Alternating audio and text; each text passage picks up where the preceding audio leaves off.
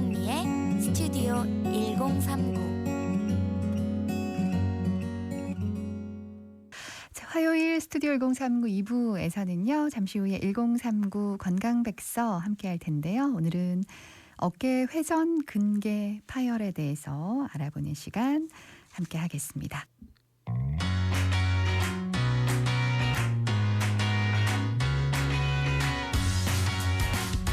우리를 괴롭히는 질병의 원인과 치료, 관리법까지 알아보는 1039 건강백서 시간입니다. 오늘은 어깨 회전 근개 파열에 대해서 알아볼 텐데요. 오늘 도움 말씀 위해서 구센병원 장효원 원장 만나봅니다. 안녕하세요, 원장님. 예, 안녕하십니까. 네, 반갑습니다. 자, 먼저 어깨 회전 근개 파열이 어떤 질환이고 또 어떤 증상이 나타나는지부터 설명을 좀 해주시죠. 예, 네. 먼저 어깨 회전근개라고 하면 네. 저희 어깨에 있는 이제 힘줄을 이야기합니다. 특히 네. 이제 크게 네 가지가 있는데 극상건, 극하건, 견갑하건, 소원건 이렇게 이제 이루어진 네 개의 힘줄이 우리 어깨를 움직여준 힘줄로 보고 있습니다. 네. 이런 힘줄이 부분 혹은 완전 파열되는 질환을 저희가 이제 회전근개 파열이라고 부르고 있고요. 네. 이로 인해서 이제 파열이 되면 되게 초기에는 어깨를 사용할 때 통증이 나타날 수 있으나 조금 진행하면 어깨를 사용과 무관하게 통증이 뭐 야간통을 포함해서 나타날 수가 있습니다. 또한 또 병이 진행하게 돼서 힘줄이다 보니까 파열이 진행해서 근력의 악화 같은 이제 팔이 들어올리기 힘듭니다. 이런 표현을 하시는 분도 계시고요. 네네. 이런 증상들이 나타날 수가 있습니다. 그렇군요. 네. 근데 질환 명칭으로 보면 이 파열이라는 게 이제 들어있어서 좀 심각한 질환이 아닌가 이렇게 걱정이 되기도 하는데요.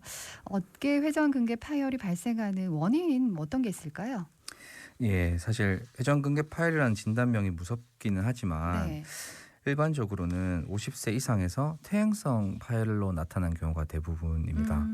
하지만 사실 그 외에도 사실 어깨를 많이 사용하는 직업을 가진 젊은 환자군에 있어서도 많은 사용으로 인한 과사용으로 이제 파열이 나타나는 경우가 있고요.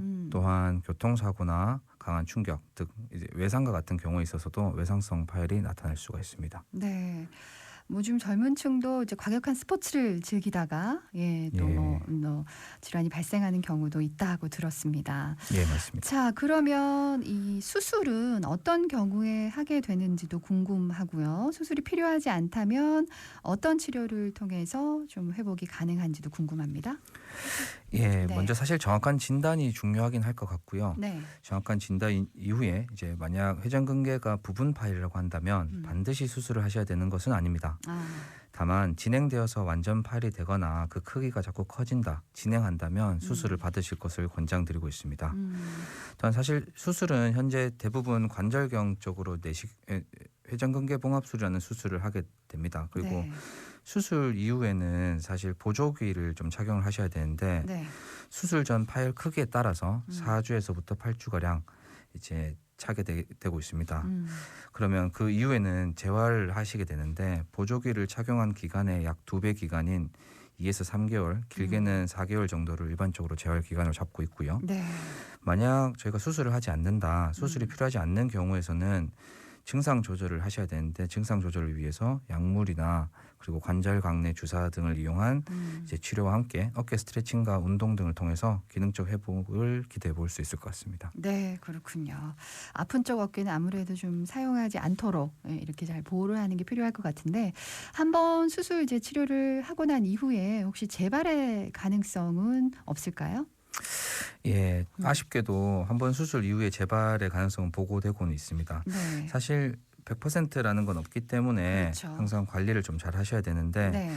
이제 회전근개 봉합술 이후에 재파열이 되는 경우는 수술 전에 회전근개 파열의 크기와 환자분의 나이에 따라서 그리고 수술 이후에 적절한 재활이 잘 이루어졌느냐에 따라서 다양하게 나타날 수 있습니다. 적게는 10%에서부터 많게는 40~50%까지 다양한 연구 결과에서도 보고하고 있습니다. 네.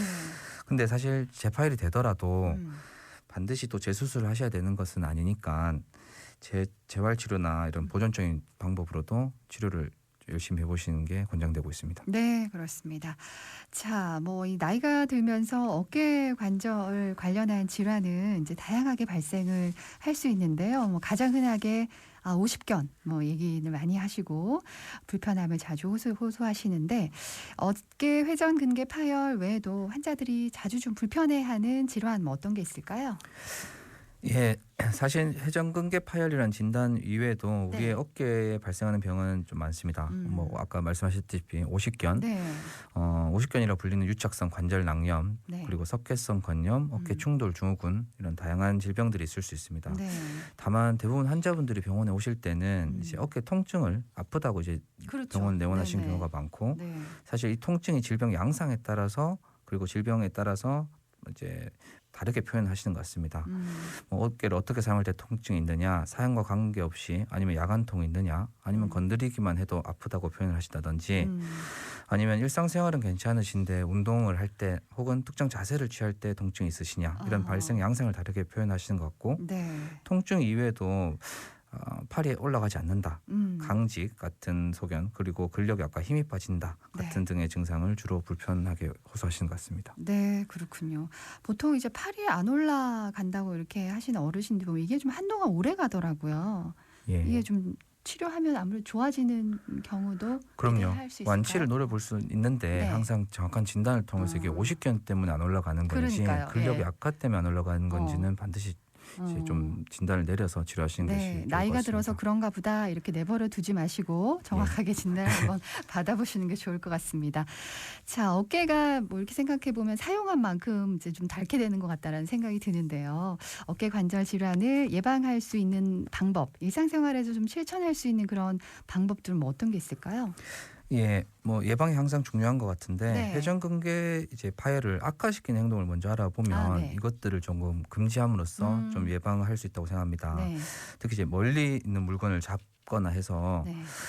지렛대가 조금 크게 작용하는 것들을 좀 방지하시는 게 중요할 것 같고요. 네. 반복적으로 팔을 어깨 위로 올린 행위, 혹은 이제 공을 던지는 것 같은 이제 오버헤드 스포츠라고 저희가 표현하는데 네. 그런 행위들, 그리고 팔의 과도한 회전 운동, 뭐 수영 같으면 접영이나 네. 자유형 같은 경우, 어. 그리고 갑자기 이제 무거운 물건을 들거나 네. 당기거나 이제 견인을 한다고 하는데 그런 행동 등을 피하시는 게 좋을 것 같습니다. 그리고 좀 전문적으로 이제 예방적인 운동이라고 하면 네. 어깨에는 사실 회전근개뿐만 있는 것은 아니라 다른 근육들도 있기 때문에 네. 이제 견갑골 주위에 운동을 해서 네. 이제 기능적으로 많이 이제 어깨 회전근개를 이제 보강할 수 있는 운동들을 많이 해주시는 것이 도움이 많이 되고 있습니다. 견갑골 주위 근력들을 강화시키는 운동들이 이제 평소에 하면 좋다는 걸로 권유를 해주셨고요. 혹시 뭐 음식 같은 거는 네, 어깨 질환 예방하는데 도움이 되는 그런 식생활 습관 뭐 이런 것도 있을까요? 사실 많은 환자분들이 여쭤보시는데 네, 영양제나 뭐 이런 예. 것들 있을까요? 저는 사실 그냥 건강을 위해서 예. 평소 여러 영양소를 골고루 섭취하라고 말씀드리지 특별한 음식이 좋다고 권장드리지는 않고 있습니다. 네, 알겠습니다. 자, 최근에 인공 조직이 개발됐다는 소식도 들리던데요. 인공 조직이 필요한 수술은 뭐 어떤 수술이 있는지, 그리고 수술 성공률은 지금 어느 정도로 보고 계시는지도 좀 궁금합니다. 예, 인공 조직 말씀을 해주셨는데 네. 사실 모든 수술에서 인공 조직이 사용되지는 않습니다. 저희가 이제 파열이 됐기 때문에 그것을 봉합하는 게 1번 목표로 잡고 수술하게 되고 네. 봉합은 대부분 이제 할 수 있게 됩니다. 하지만 간혹 이제 파열의 크기가 크거나 이제 퇴축이 심해서 봉합이 어려운 경우에 있어서 그것을 보강하기 위해서 인공 조직 혹은 인체 유사 조직을 사용하고 있습니다. 이건 사실 10년 이전부터 시행해 왔고 네. 성공률은 사실 예전에는 40-50%에서 이제는 20-30% 이내까지 10% 이내까지 많이 올라가고 있습니다. 네.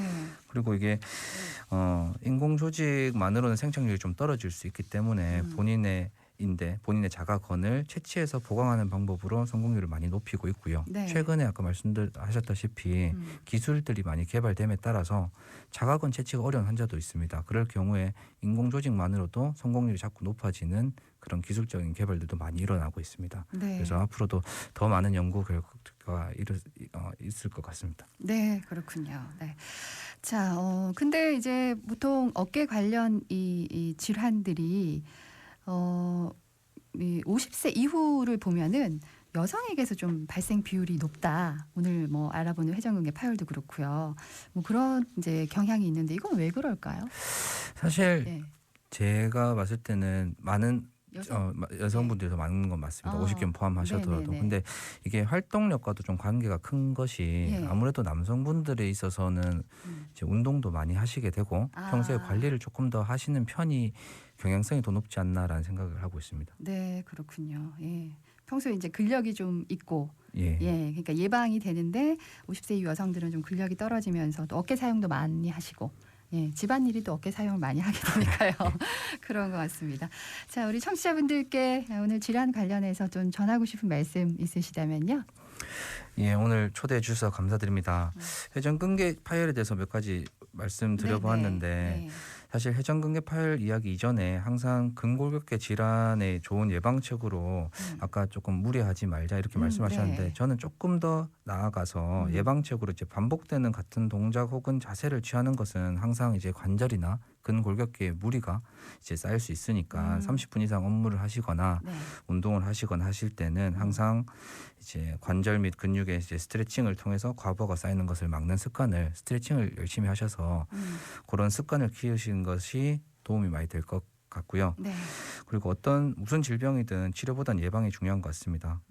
그렇습니다. 네. 어깨 주위 근육 스트레칭을 꾸준히 해주는 게 평소 이제 질환을 예방할 수 있는 가장 좋은 방법이다라는 얘기는 다시 한번 해주셨네요. 예. 기본적인 습관을 좀 잘 실천하는 거 그게 가장 중요한 것 같습니다. 예. 늘 치료보단 예방이 이제 우선이니까요. 예, 알겠습니다. 자, 오늘 어깨 회전 근개 파열에 대해서 이야기 나눠봤습니다. 오늘 도움 말씀 여기까지 듣겠습니다. 원장님 고맙습니다. 감사합니다. 1039 건강백서 오늘은 구센병원 장효원 원장과 함께 했습니다.